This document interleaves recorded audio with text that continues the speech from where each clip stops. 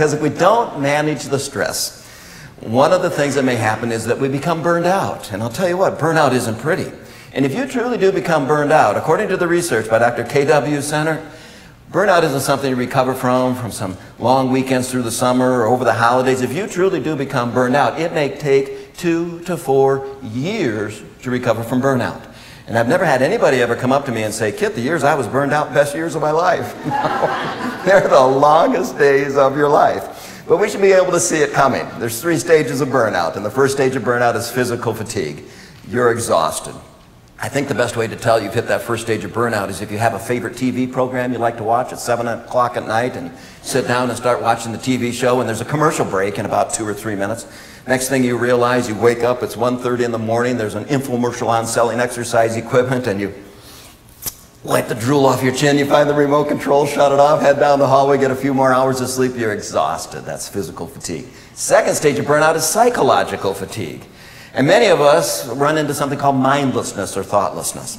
And I think the best way to tell you've hit psychological fatigue is if you're on your way from home, from work, and you think, oh, that's right, I need to pick up a gallon of milk. Next thing you realize, you pull up to your garage and you look down and you go, doggone it, I didn't pick up any milk. So you back out of your driveway, head down to the grocery store, then the next thing you find yourself doing is walking up and down the aisles of the grocery store trying to figure out, why am I in a grocery store? So, grab some paper towels, they never go bad. Grab some toilet paper, can always use that. Get in the checkout line, you look in somebody else's cart, they have milk, so you go back to the far corner of the store, get your milk, drive away with $20 of other grocery items, pull back into the parking lot at work, and I was on my way home, and finally you get home.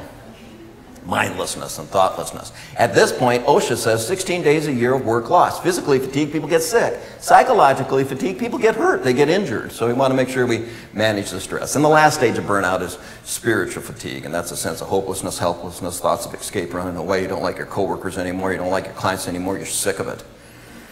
And I think the best way to tell you've had spiritual fatigue is if you're watching one of those TV programs that has those stories about people that have run away to another part of the country for 5 or 10 years and none of their family and friends can find them. And as you're sitting there watching that show, you're wondering if you could do that, if you could just run away for 5 or 10 years. Just take cash. Take all the cash you can find. Credit cards and checks are too easy to trace. Just take the cash.